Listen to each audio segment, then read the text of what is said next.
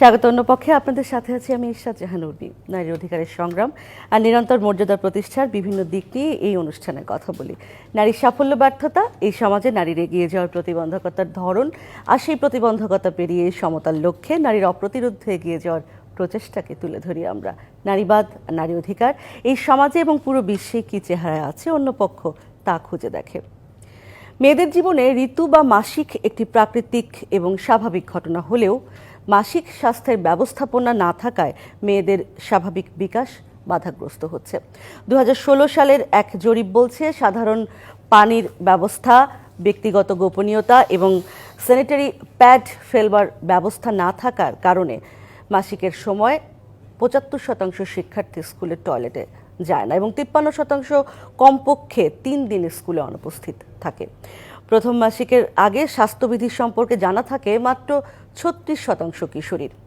পরিবার, শিক্ষা প্রতিষ্ঠান ও কর্মক্ষেত্রে একসময় ট্যাবু হিসেবে থাকা মাসিক নিয়ে আলোচনার পরিসর এখন তৈরি হয়েছে, কিন্তু তা কি মাসিক স্বাস্থ্য ব্যবস্থাপনার ক্ষেত্রে যথেষ্ট ভূমিকা রাখছে? আগামী 28শে মে পালিত হবে মেনস্ট্রুয়াল ডে। অন্যপক্ষে আজ আমরা কথা বলবো এই দিবসটি নিয়ে কতটা সহজ হলো নারীর পথ এই বিষয়ে। আমাদের সঙ্গে আছেন তাহিয়াতুল জান্নাত রেমি, প্রতিষ্ঠাতা নন্দিতা সুরক্ষা, এবং আছেন তাসনিয়া আহমেদ, প্রোগ্রাম ম্যানেজার শিরাক। আপনাদের দুজনকেই স্বাগত জানাচ্ছি। আমরা চেষ্টা করি প্রতি বছর 28শে মের সময় প্রোগ্রামটা করতে, এই বিষয় নিয়ে কথা বলতে। একটা জিনিস যদি একটু বলি আগে, রেমি আপনার কাছে যদি আসি, আমরা 2016 সালের জরিপ দেখাচ্ছি, আজকে 2024 সাল। তারপরে কি তার মানে কি বিষয়টা নিয়ে আসলে খুব একটা কাজ হয় না, নাকি কাজ হয়, জরিপ সেইভাবে হয় না, বা মূল চিত্রটা আসলে কি এই মাসিক ব্যবস্থাপনার ক্ষেত্রে? ধন্যবাদ উর্মি আপা আপনাকে এবং ডিবিসি বাংলাকে যে অন্তত মাসিক নিয়ে টিভি চ্যানেলের সামনে কথা বলার চর্চা করছি আমরা, তাই তো? জরিপ বেশ কিছু হয়েছে এবং সেই জরিপগুলো যেমন 2019-এ কিছু হয়েছে, 2020-এ হয়েছে, কিন্তু সেগুলো জোরালোভাবে যে পর্দায় আসবে, সবাই জানবে, সেই আওয়াজটা তোলা হয়নি। জরিপটা কাগজে কলমে রয়ে গিয়েছে, অথবা যে রিসার্চ পাবলিকেশনসগুলো পাবলিশ হচ্ছে ওই পর্যন্ত রয়ে গিয়েছে। মাসিক ব্যবস্থাপনা নিয়ে বাংলাদেশের যে চিত্র যদি আমি একটু সেটা বলি, সেটা হচ্ছে যে এখনো পর্যন্ত স্কুলগুলোতে টয়লেট আছে এবং মেয়েরা মাসিকের সময়ে হঠাৎ করে স্কুলে এসে যে কোনো একজন কিশোরী বা যে কোনো একজন নারীর জীবনে হঠাৎ করে ঘরের বাইরে যাওয়ার পরে তার নির্ধারিত দিনের আগে পিছে কিন্তু হয়ে যায় ঋতুস্রাব, আমাদের পিরিয়ড হয়ে যায়। তো হুট করে একটা মেয়ে বা একজন কিশোরী যখন স্কুলে গেল, কলেজে গেল, তার যদি ঋতুস্রাব হয়ে যায়, ওই সময় সে আসলে যে কোনো সাপোর্ট স্কুল থেকে পাবে বা কলেজ থেকে পাবে এই চর্চা নেই। এই প্রয়োজনটাও এমনকি আমাদের শিক্ষা প্রতিষ্ঠান বা শিক্ষা ব্যবস্থার সঙ্গে যুক্ত করা দরকার, সেটাকেও বোধ করছে না। কখনো কখনো কর্মস্থল এবং কখনো কখনো কর্মস্থলেও। তবে যেটা বাংলাদেশের জন্য একটা আশার আলোই বলতে পারবো, সেটা হচ্ছে আমি দেখছিলাম গতকালকে যে blast, Bangladesh legal aid services trust, এই অর্গানাইজেশনটি হচ্ছে তাদের কর্মস্থলে মেয়েদের সাপোর্ট তারা দিচ্ছে কিনা সেটা আমি বলতে পারছি না, তবে তারা মাসিকের জন্য নির্ধারিত কিছু ছুটির ব্যবস্থা করেছে, ব্র্যাকে কিছু ছুটির ব্যবস্থা করেছে। এমনকি আমি দেখছিলাম তাইওয়ান, ইন্দোনেশিয়া, এই দেশ, ভারতেও আছে, ভারতেও আছে, এই দেশগুলো কিন্তু মাসিকের জন্য নির্ধারিত ছুটির ব্যবস্থা করেছে, কারো যদি প্রয়োজন হয়, কিন্তু আপা এখানেও এখানেও আসলে আমাদের লজ্জার জায়গা থেকে বলবো বা নারীদের সংকোচের জায়গা থেকে বলবো যে মাত্র 10% নারী হচ্ছে সেই ছুটি নিচ্ছে। আমি আবার ফিরবো আপনার কাছে। আমি একটু তাসনিয়া আহমেদ আপনার কাছে, যে ট্যাবুর কথা বলা হচ্ছে, আমিও সেই ট্যাবু সম্পর্কেই আসলে জানতে আগ্রহী। আসলে রেমি ঠিকই বলেছেন যে আমরা অন্তত টেলিভিশনের সামনে এটা নিয়ে সাবলীলভাবে কথা বলতে পারছি, এটাও নিশ্চয়ই একটা চর্চা এবং কিছু দূর আগানো নিশ্চয়ই। কিন্তু ট্যাবু কি আসলে পুরোপুরি দূর হয়েছে বলে মনে করেন কিনা? আমি যদি আসলে একটা পজিটিভ এক্সাম্পল দিয়ে শুরু করি, আমরা সবসময় এত নেগেটিভিটির মধ্যে চলে গেছি, কিছু পজিটিভ আসলে এগুলো সবসময় চাপা পড়ে যায়। যেমন আমরা যেহেতু সিরাক এবং আমি নিজে আসলে গত 7-8 বছরে ইয়ুথ এবং এডোলেসেন্টদের প্রজনন স্বাস্থ্য এবং পাশাপাশি মাসিক স্বাস্থ্য নিয়ে কাজ করছি। তো দেখা যায় কি, যেমন আপুও খুব রিলেট করতে পারবেন যে মানে কিছু কিছু স্টোরি এমনও কিন্তু পাওয়া যায়, মা নিজে মেয়েকে হচ্ছে আগে থেকে একটু করে বুঝাচ্ছে মাসিকটা কি। যেমন আমাকেও আমার মা বুঝিয়েছেন, কিন্তু বিষয়টা খুব ছোট থেকে, হয়তো খুব ডিটেলসে যায়নি কিন্তু বুঝিয়েছে। সো এইসব স্টোরি কিন্তু আসে, একটা কেক কাটা, তারপরে হচ্ছে ভালো কিছু খাবার খাওয়ানো, দুধ, মাছ, মাংস, ডিম, হয়তো এগুলা গ্রামের দিকে গেলে হয়তো চর্চাটা খুবই কম, কিন্তু শহরেও যে একেবারে হচ্ছে না তাও না, কিছু কিছু ক্ষেত্রে হচ্ছে।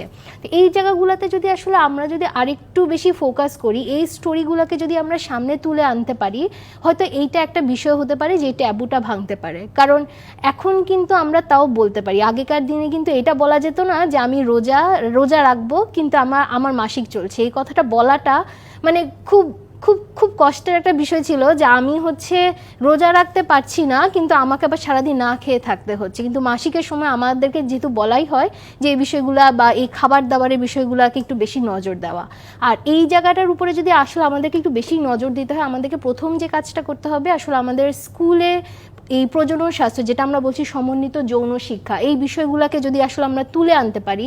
যেমন 2015 সালের শিক্ষা বোর্ডের যে পরিপত্রে বলা হয়েছিল যে একটা স্কুলে মাসিক বান্ধব টয়লেট, একটা পরিবেশ নিশ্চিত করা, সেই ক্ষেত্রে আসলে আমরা এখনও পিছিয়ে আছি, অনেক বেশি পিছিয়ে আছি। এখানে আসলে শুধু সরকারের দোষ দিয়েও লাভ নেই, আমি এনজিও কর্মী হিসেবে, আপনি মিডিয়া, যেই হোক, আসলে এক হাতে কাজটা করা কখনোই সম্ভব না। বিভিন্ন স্কুলগুলোতে যেমন ঠিক কোভিডের সময় যদি যাই তাহলে দেখা যাবে যে 2019 সালে পরিবার পরিকল্পনা অধিদপ্তর কিশোর কিশোর এবং তরুণদের এই প্যাড দেওয়ার জন্য বিভিন্ন জায়গায় কিন্তু বিতরণ করছে, কিন্তু এটা কিন্তু আসলে খুবই অপ্রতুল বলা যায়। মাত্র হয়তো ময়মনসিংহ জেলায় 5 লাখ বা 5,000 দিচ্ছে, কিন্তু এটা কি আসলে মানে এনাফ মনে হয়?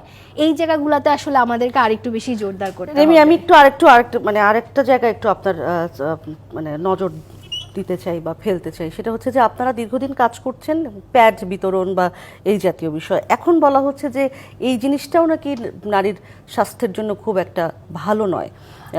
সেই ক্ষেত্রে আরও শরীর বান্ধব বা স্বাস্থ্যের জন্য ভালো এরকম আরও কোনো বিষয় আসা উচিত বলে মনে করেন কিনা? আপা, প্যাড বিতরণের কথাটা যেহেতু আমরা বলছি, বেশিরভাগ ক্ষেত্রে যেটা দেখা গিয়েছে সেটা হচ্ছে স্যানিটারি ন্যাপকিন সবাই যে ব্যবহার করতে পারছে। এখন আমরা এই ঘরটার মধ্যে যারা বসে আছি তারা নিশ্চয়ই বাংলাদেশ নই, এর বাইরেই আসলে বাংলাদেশ, যারা আসলে স্যানিটারি ন্যাপকিনটা কিনতে পারছে না। আপনি হিসাব করলে দেখবেন যে একটি মেয়ের মিনিমাম 20 থেকে 25 পিস স্যানিটারি ন্যাপকিন প্রতি মাসে লাগছে, যার বিনিময় মূল্য হচ্ছে 250 থেকে 300 টাকা। কিন্তু একটি দরিদ্র পরিবার কি আসলে 300 টাকা অ্যাফোর্ড করতে পারছে? আরেকটি বিষয় হচ্ছে সেই টাকাটা অ্যাফোর্ড করা গেলেও শুধুমাত্র মেয়ে মানুষের যে রোগ, মেয়ে ছেলের অসুখ, এই জন্য কি প্রতি মাসে 300 টাকা কেউ অ্যাফোর্ড করতে চায়? আর ডেফিনেটলি প্যাড ব্যবহার করাটা শরীরের জন্য ক্ষতিকর, এটা যেমন বলা হচ্ছে। অ্যাট দ্য সেম টাইম কাপড়ের যেই ব্যবহারটা, সেটাকে যে পরিপূর্ণভাবে একজন নারী ব্যবহার করবে সেই চর্চাটাও কিন্তু নেই। কারণ কাপড়টাও যদি, যেহেতু কাপড়ের ব্যবহারটা চলে আসছে অনেক বছর ধরে, কাপড়টা যদি সুন্দর মানে একদম পরিষ্কার পরিচ্ছন্নভাবে ব্যবহার করা যায়, সেই ব্যবহারের চর্চা তো আমার দেশে নেই। কারণ আমরা কাপড়টা শুকাতে দিচ্ছি কোথায়, যেখানে কেউ দেখতে পাচ্ছে না, এবং কাপড়টা শুকাচ্ছে না, ভেজা স্যাঁতসেঁতে থেকে যাচ্ছে। সো সেই ক্ষেত্রে প্যাডটা ডেফিনেটলি ইকো ফ্রেন্ডলিও না পা। একটা প্যাড বিভিন্ন জায়গায় আমি লেখা দেখেছি, যে কোনো নির্দিষ্ট সোর্স আমি পাইনি, 500 থেকে 800 বছর পর্যন্ত পরিবেশে থেকে যাচ্ছে। আমরা ক্লাইমেট নিয়ে এত কথা বলছি, তার মানে পলিথিনের মতোই ক্ষতিকর, পলিথিনের মতো ক্ষতিকর, এবং আমি মরে যাওয়ার পর মিনিমাম আমার আরো প্রায় 200, 300, 400, 500 বছরের বেশি আমার ব্যবহৃত প্যাডটা থেকে যাচ্ছে।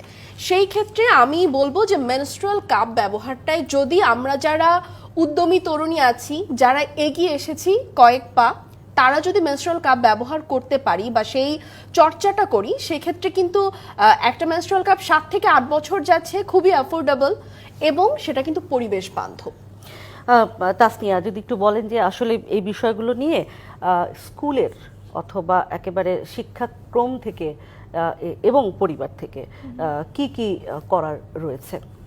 আচ্ছা, স্কুলের ব্যাপারটা যদি বলি, খুব আগামী 26 তারিখ থেকে আসলে আমরা যেটা করছি, স্কুল ক্যাম্পেইন শুরু করছি 10টা স্কুলে, ঢাকার 30টা ওয়ার্ডে।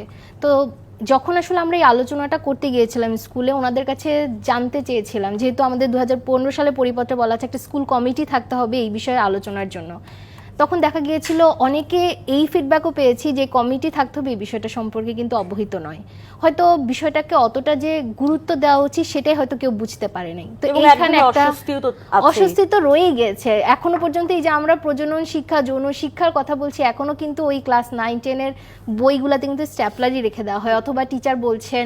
এখানে আসলে টিচারেরও যে একটা ট্রেনিংয়ের দরকার, এই বিষয়টা তো আসলে খুব বেশি গুরুত্ব দেওয়া দরকার।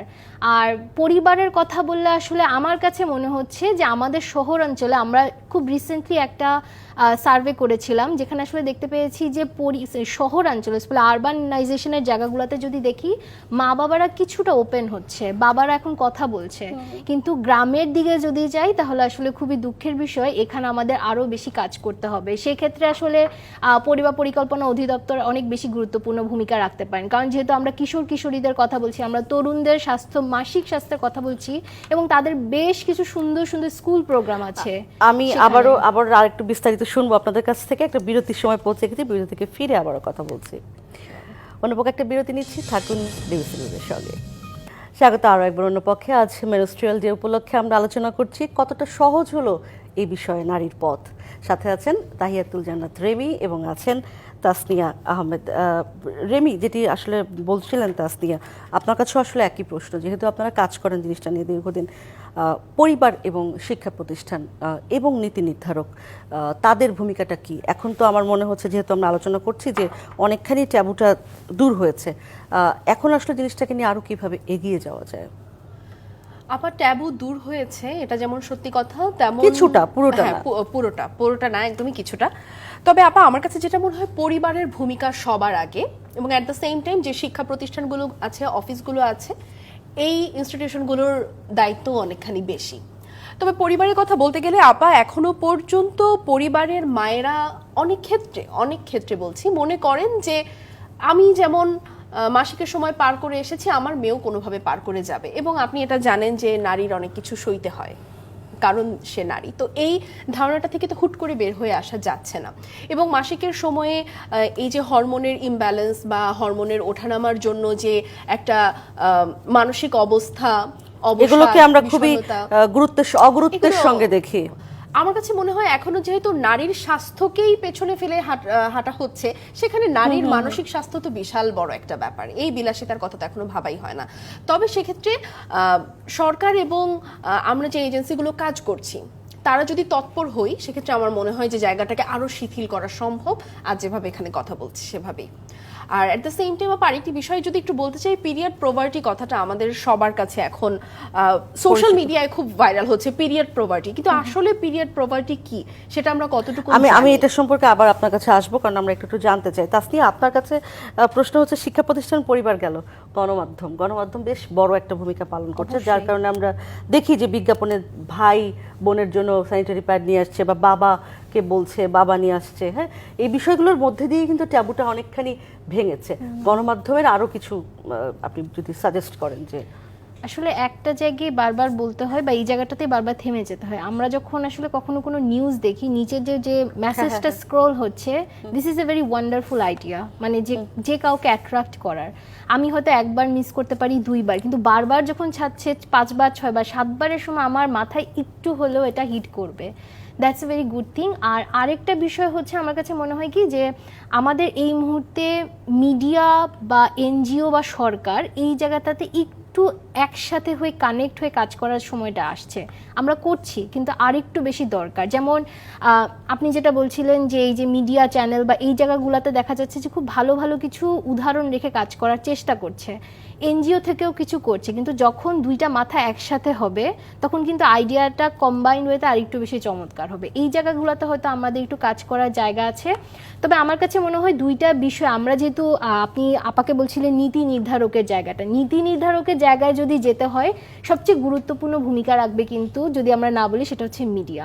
কারণ বর্তমানে আমি 4টা বিষয় যদি উপর ফোকাস করি, আমাদের 5th সেক্টর প্ল্যানিংয়ের কাজ করছি। এই জায়গাগুলোতে মিডিয়া যদি বারবার পুশ করে যে নীতি নির্ধারকরা চিন্তা করুক, মাসিক ব্যবস্থাপনার বিষয়গুলোকে অ্যাড করুক, বাজেটের ব্যাপারে অ্যাড করুক, তাহলে একটা কাজ হতে পারে। দ্বিতীয় বিষয় হচ্ছে, আমরা কিন্তু এই মুহূর্তে পপুলেশন পলিসিতে কাজ করছি, অ্যামেন্ডমেন্টের কাজ করছি। এই প্রায় 2011 পর এই মুহূর্তে পপুলেশন পলিসি অ্যামেন্ডমেন্ট হচ্ছে। এই জায়গাটাতে যদি এই মুহূর্তে যদি মাসিক ব্যবস্থাপনার বিষয়টাকে অ্যাড করা যায়, তাহলে একটা চমৎকার কাজ হবে। তৃতীয় বিষয় হচ্ছে, জাস্ট রিসেন্টলি কিছুদিন আগে ICPD 30 গ্লোবাল ডায়ালগ হয়ে গেল। বাংলাদেশ সরকার, ফরেন মিনিস্ট্রি, UNFPA খুব কিছু কিছু জায়গায় বেশ ভালো ভূমিকা রাখছে।